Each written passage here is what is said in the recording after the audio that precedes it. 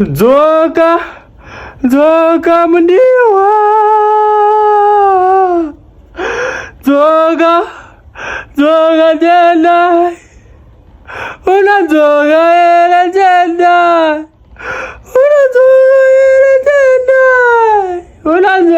ere Tendai. Unodzoka ere Tendai. Dogara zaitega. Lasiba. Chazona wani. Aywe. Lasiba. Unodzoka ere Tendai. Sawira. Mairudo. Kochi. Kochi chiri kunetsa. Sawira ndi. Kuri kuchemei. Sawira. Kochiko. Pana afa ere. Sawira nezverudo hazisi zvangu inini. Rudo kuita sei? Rudo hanziko narudo uyu. Tendai andiramba futi kana ndiwe. Futi Tendai kake chingana chikuramba Mairudo. Ndo mujolo wangu wangori wechi 15 mugore rino. Ndakakutaurira Mairudo.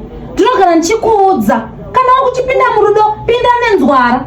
Ende nzwara dzacho kwete dzemaoko dzekumakumbo uku Mairudo.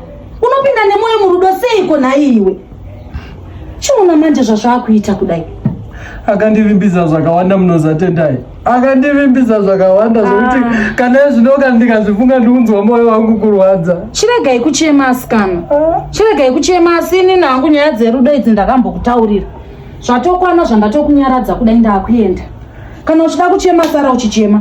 Asi ndakakutaurira zverudo izvi usapinde nemoyo uchiona zvawakubongomora. Ini rega ndiende Sawira.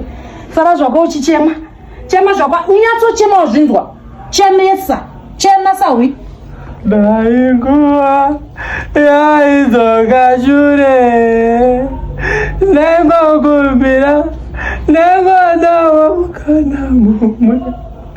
Dai upe. Tendai kadi. Uya uti nyepere. Uya uti nyepere.